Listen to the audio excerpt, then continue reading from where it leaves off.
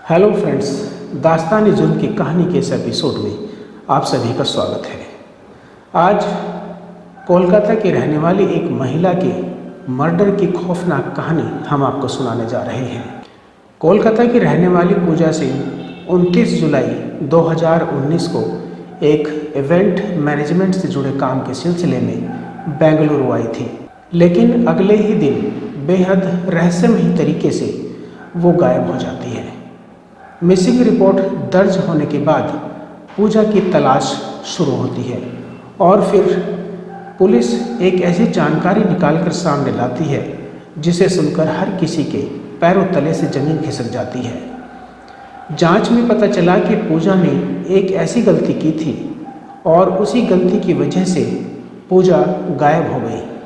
तो आखिर क्या थी पूजा की वो गलती और पूजा के साथ उस दिन क्या हुआ था? पूजा की पूरी कहानी जानकर आपके भी होश उड़ जाएंगे। पूजा की इस कहानी में हम सब के लिए एक लाइफ चेंजिंग सबक मौजूद है। तो आइए जानते हैं इस कहानी को विस्तार से। ये कहानी पूजा सिंह डे नाम की एक महिला की है जो कोलकाता की रहने वाली थी और अभी उसकी उम्र करीब 32 साल की थी। कुछ साल पहले तक पूजा बतौर मॉडल काम किया करती थी। बाद में इन्होंने इवेंट मैनेजमेंट के रूप में काम करना शुरू कर दिया था। पूजा की शादी 7 साल पहले हो चुकी थी और पूजा अपने पति के साथ कोलकाता में ही रहा करती थी। 29 जुलाई 2019 को पूजा को काम के सिलसिले में बेंगलुरु जाना पड़ा। प्रोग्राम बेंगलुरु के सिंह सांद्रा में बने सहारा पवेलियन होटल में होना था। शेड्यूल के मुताबिक 29 तारीख को पूजा कोलकाता से फ़्लाइट लेकर बेंगलुरु एयरपोर्ट तक आती है और यहाँ से एक ओला कैब बुक करके होटल के लिए निकलती है।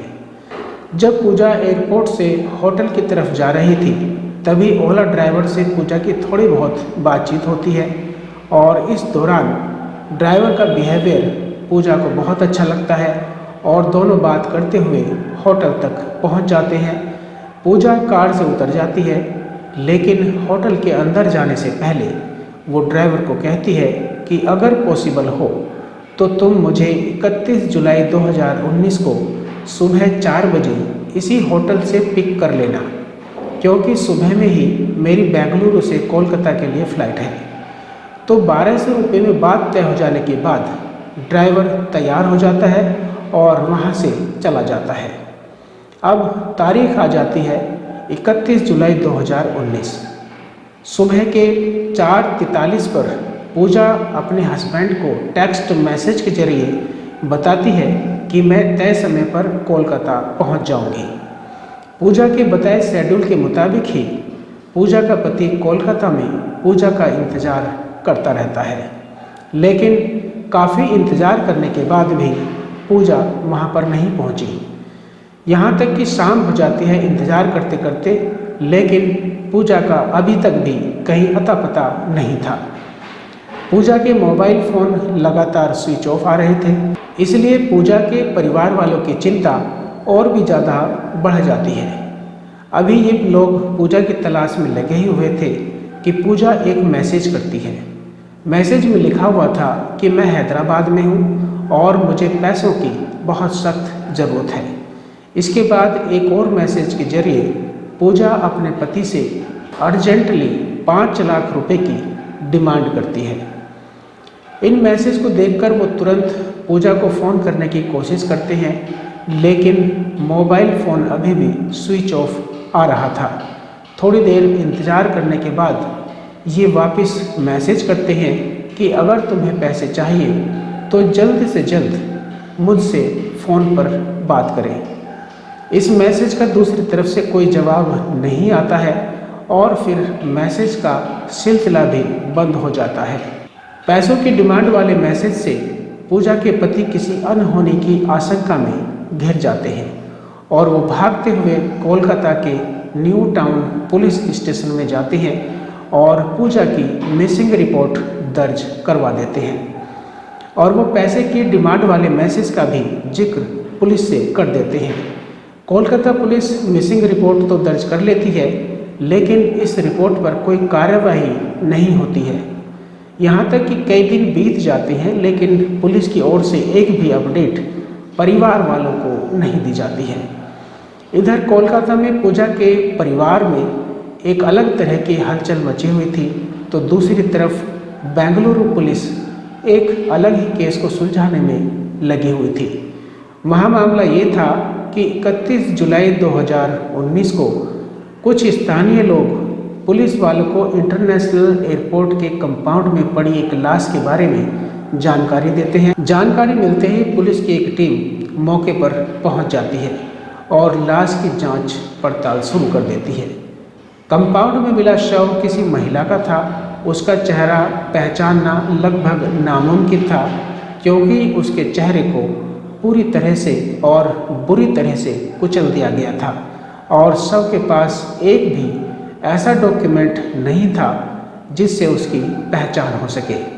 लाश मिलने के बाद पुलिस इसकी पहचान की डिटेल सभी थानों में भिजवा देती है और अलग अलग थानों में दर्ज मिसिंग रिपोर्ट भी मंगवाई जाती है ताकि उन रिपोर्ट्स में दी गई डिटेल्स के आधार पर इस शव की पहचान हो सके। लेकिन कहीं से भी उस लाश की पहचान नहीं हो पाती है। काफ़ी इंतज़ार के बाद भी जब उस शव की पहचान नहीं होती है तो पोस्टमार्टम के बाद कानूनी प्रक्रियाओं का पालन करते हुए पूरे आदर सम्मान के साथ पुलिस की निगरानी में ही शव का अंतिम संस्कार कर दिया जाता है और उस शव के पास मिले सामान को इकट्ठा कर लिया जाता है और इसके अलावा अंतिम संस्कार से पहले शव के शरीर पर मौजूद टैटू की भी तस्वीर ले ली जाती है। बेंगलुरु पुलिस ने शव का अंतिम संस्कार तो जरूर कर दिया था, लेकिन अब भी पुलिस वालों की पूरी कोशिश थी कि किसी भी तरीके से महिला के परिवार वालों तक पहुंचा जाए और उनको मैसेज दिया जाए। इसी कोशिश में एक जांच टीम बनाई जाती है और महिला के परिवार वालों का पता लगाने का सिलसिला अब शुरू होता है। सबसे पहले पुलिस उस महिला के शरीर पर मौजूद टैटू की मदद से उसकी पहचान की कोशिश करती है, लेकिन काफ़ी कोशिशों के बावजूद पुलिस वालों को कामयाबी नहीं मिलती है। इसके बाद पुलिस कपड़ों के जरिए महिला की पहचान करवाने की कोशिश करती है। दरअसल पुलिस महिला के शरीर से बरामद कपड़ों के ब्रांड का पता लगाती है और फिर उस ब्रांड के आउटलेट पर जाकर देश भर में पिछले 2 साल में उस साइज के कपड़ों की खरीदारी करने वाले सभी कस्टमर्स की डिटेल निकलवाती है। ये काम आसान तो बिल्कुल नहीं था, लेकिन इसके बावजूद भी पुलिस कई दिनों तक इसी काम में लगी रहती है। इस जांच के दौरान पुलिस को जानकारी मिलती है कि कुछ इस तरह के कपड़ों की खरीदारी कोलकाता में की गई है। इस आधार पर पुलिस वाले अब पता लगाते हुए कोलकाता तक पहुंच जाते हैं। अब यहां आकर पिछले कुछ महीनों में कोलकाता में दर्ज की गई सभी थानों में मिसिंग रिपोर्ट भी मंगवाई जाती है। सभी मिसिंग रिपोर्ट की स्टडी करने के बाद न्यू टाउन पुलिस स्टेशन में दर्ज एक मिसिंग रिपोर्ट से बेंगलुरु में मिली लाश का हुलिया काफ़ी हद तक मिलता जुलता पाया गया। केस की फाइल अच्छे से चेक करने के बाद पुलिस अनुमान लगा लेती है कि बेंगलुरु में पिछले दिनों पुलिस को जो लाश मिली थी वो लाश किसी और की नहीं बल्कि पूजा की हो सकती है, जिसकी missing report new town police station में दर्ज की गई है। इसी के बाद बेंगलुरु पुलिस इस बात को कंफर्म करने के लिए 16 अगस्त को पूजा के भाई को फ़ोन करती है और फ़ोन मिलते ही बिना किसी को बताए पूजा का भाई तुरंत फ्लाइट लेकर बेंगलुरु चला जाता है। वहां पुलिस उस शव के पास से बरामद सभी दूसरी चीज़ें और तस्वीर दिखाती है। भले ही चेहरा नहीं दिख रहा था और उसकी पहचान नहीं हो पा रही थी, लेकिन सभी दूसरी चीज़ देखकर पूजा का भाई ये कंफर्म कर देता है कि वो मृत महिला कोई और नहीं बल्कि उसकी बहन पूजा ही थी। इसके बाद पूजा का भाई तुरंत अपने जीजा और अपने पिता को भी फ़ोन करता है और इस बात की जानकारी देता है, तो वो लोग भी जानकारी मिलते ही अगले ही दिन फ्लाइट लेकर बेंगलुरु चले जाते हैं। ये लोग भी पूजा की आइडेंटिटी को कंफर्म करते हैं। जांच के दौरान कोलकाता पुलिस की एक बड़ी लापरवाही सामने आई।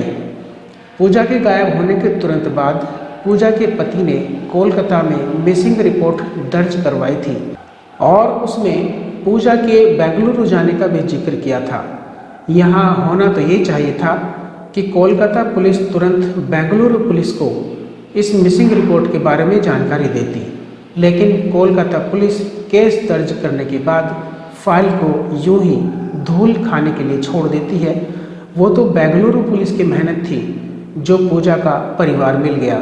पुलिस ने इस बात का तो पता लगा लिया था कि मरने वाली महिला कौन है। अब पुलिस के सामने सबसे बड़ी चुनौती इस बात का पता लगाना था कि आखिर इस महिला की ऐसी हालत किसने की है। पूजा की ईमेल का एक्सेस पूजा के पति के पास भी था। उन्हें मेल से पता चला कि पूजा ने बेंगलुरु में लैंडिंग के बाद होटल जाने के लिए ओला कैब बुक की थी। पुलिस अब इस ओला कैब को ट्रेस करने की कोशिश करती है तो पता चला कि पूजा द्वारा की गई बुकिंग ही उस ओला कैब की आखिरी बुकिंग थी, यानी पिछले 17-18 दिनों में उस कैब को दोबारा बुक नहीं किया गया था। पुलिस डिटेल्स निकलवाती है तो पता चला कि उस कार के ड्राइवर का नाम HM नागेश था, जिसकी उम्र करीब 22 साल थी। पुलिस अब मोबाइल के जरिए नागेश को ट्रेस करने की कोशिश करती है। इसी ट्रैकिंग के दौरान पुलिस के सामने एक चौंकाने वाली जानकारी आती है कि जब पूजा के पति के पास पैसों की डिमांड वाला मैसेज आया था, तब पूजा के मोबाइल की लोकेशन और नागेश के मोबाइल का लोकेशन बिल्कुल एक ही था। इस जानकारी के सामने आते ही पुलिस वाले उस ओला ड्राइवर नागेश के पीछे पड़ जाती है और बहुत जल्द नागेश को पुलिस पकड़ लेती है। पुलिस सख्ती से पूछताछ करती है तो नागेश एक के बाद एक सारे राज उगलना शुरू कर देता है। नागेश का खुलासा दिल दहला देने वाला था। नागेश के खुलासे के मुताबिक पूजा ने ओला ऐप के जरिए नागेश की कार को बेंगलुरु क्रिसेंट रोड से सहारा पवेलियन होटल तक छोड़ने के लिए बुक किया था। इसी सफ़र के दौरान पूजा ड्राइवर से बातचीत करती है। नागेश का व्यवहार पसंद आने पर पूजा उससे कहती है कि अगली सुबह यानी 31 जुलाई 2019 को मुझे सुबह सुबह फ़्लाइट पकड़ने के लिए वापस एयरपोर्ट आना है।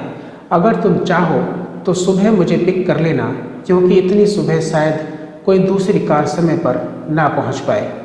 नागेश मान जाता है और बात 1200 रुपये में तय हो जाती है।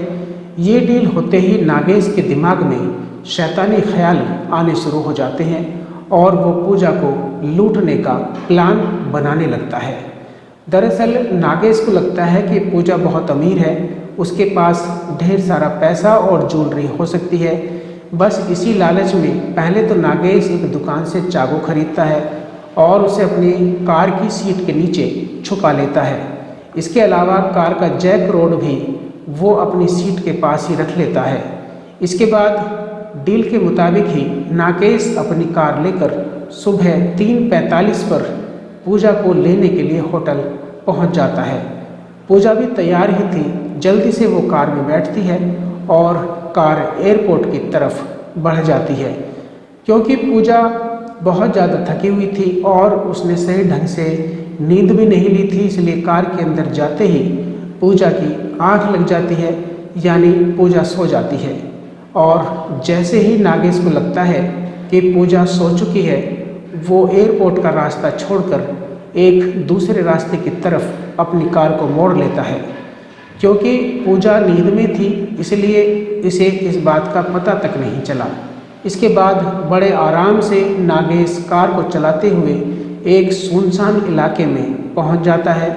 सुनसान इलाके में पहुंचने के बाद वो पूजा को जगाता है और उससे जल्द से जल्द सभी सामान देने को कहता है।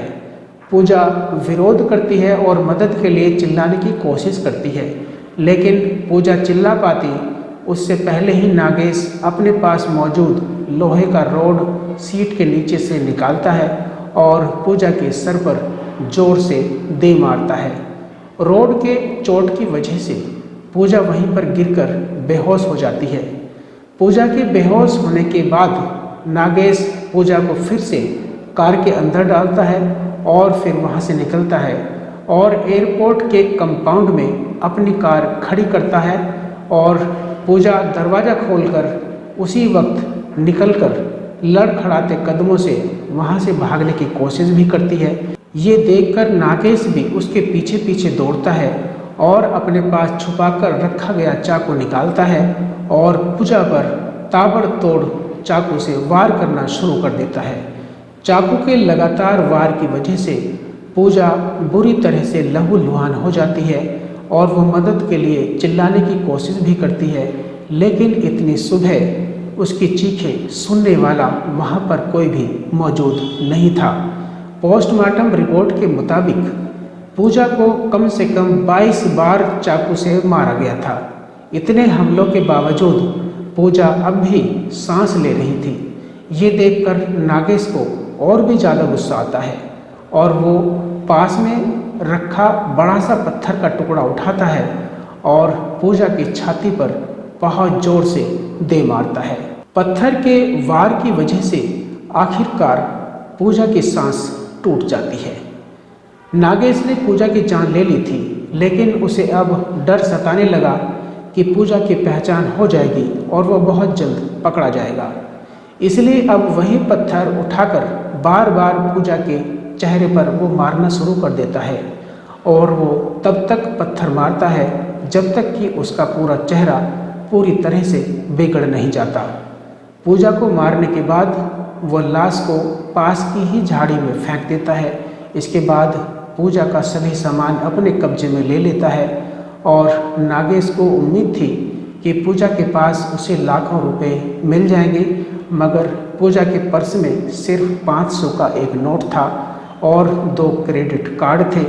इसके अलावा पूजा के पास 2 मोबाइल फ़ोन थे, जिसमें एक मोबाइल फ़ोन एप्पल का था जबकि दूसरा वीवो कंपनी का था। नागेश वो 500 रुपये और दोनों मोबाइल लेकर वहाँ से चला जाता है। पास के मोबाइल शॉप जाकर वो किसी तरह वीवो मोबाइल का IMEI नंबर बदलवा लेता है ताकि उसकी चोरी पकड़ी ना जाए और आईफोन को किसी को सस्ते दामों में बेच देता है। इसके अलावा वो पूजा के मोबाइल वॉलेट से कुछ हज़ार रुपए अपने वॉलेट में ट्रांसफ़र कर लेता है। इसी के बाद वो पूजा के वीवो मोबाइल से ही टूटी फूटी अंग्रेजी में पूजा के पति से 5 लाख रुपए की डिमांड करता है, लेकिन टूटी फूटी अंग्रेजी देखकर पूजा के पति को अंदाज़ा हो जाता है कि ये तो पूजा ने नहीं लिखा है। इसी के बाद वो पुलिस तक मिसिंग रिपोर्ट दर्ज करवाने जाता है। पुलिस के मुताबिक ये सब कुछ नहीं हुआ होता अगर पूजा ने थोड़ी सी गलती नहीं की होती। दरअसल पूजा ने दोबारा ड्राइवर से जब सुबह सुबह पिक करने की बात कही थी तो ये डील ओला ऐप के माध्यम से नहीं की थी, बल्कि डायरेक्ट ही पूजा ने ड्राइवर को आने के लिए बोल दिया था। पुलिस के मुताबिक अगर पूजा ने ये कैब ऐप के जरिए बुक की होती तो ड्राइवर ऐसा कुछ नहीं कर पाता, क्योंकि ऐसी स्थिति में ड्राइवर के पकड़े जाने का खतरा बहुत ज़्यादा रहता है। उस समय मदद भी बहुत जल्दी पहुंच सकती थी, मगर चंद पैसे बचाने के लिए या फिर सुबह जल्दी कार ना मिलने की फिक्र में पूजा ने ड्राइवर से बिना ऐप के ही डील कर ली और इस डील की कीमत पूजा को अपनी जान देकर चुकानी पड़ी। अक्सर कार बुकिंग ऐप और पुलिस की ओर से भी कहा जाता है कि कभी भी बिना ऐप के कार बुक नहीं करनी चाहिए। ऐसा करके आप चंद पैसे तो बचा लेंगे, लेकिन यदि किस्मत खराब हुई तो आपकी सुरक्षा को भी बहुत ज़्यादा खतरा हो सकता है और आपके साथ कुछ बुरा या बहुत बुरा हो सकता है। तो हमेशा सावधान रहें। फिलहाल नागेश की यदि हम बात करें तो पूरे खुलासे के बाद उसे गिरफ्तार करके जेल भेज दिया गया। उस पर पूजा की हत्या, सबूत मिटाने और लूटपाट करने जैसी गंभीर धाराओं के तहत मुकदमा चला। इस कहानी को मद्देनज़र रखते हुए आज की तारीख में हम सबको पता होना चाहिए कि ऑनलाइन कैब बुकिंग सर्विसेज का इस्तेमाल करते समय कौन कौन सी सावधानियां बरतनी चाहिए, ताकि आप और आपका परिवार पूरी तरह से सुरक्षित रह सके। इस कहानी को सुनाने का मकसद किसी का दिल दुखाना या किसी को परेशान करना बिल्कुल नहीं है, बल्कि आपको जागरूक और सचेत करना है। दास्तान जुर्म अभी बाकी है। हम जल्दी ही फिर लौटेंगे एक और नई कहानी के साथ। तब तक आप अपना और अपनों का ख्याल रखें। हमारी ये वीडियो आपको अच्छी लगी हो तो चैनल को सब्सक्राइब करें, वीडियो को लाइक और शेयर करें।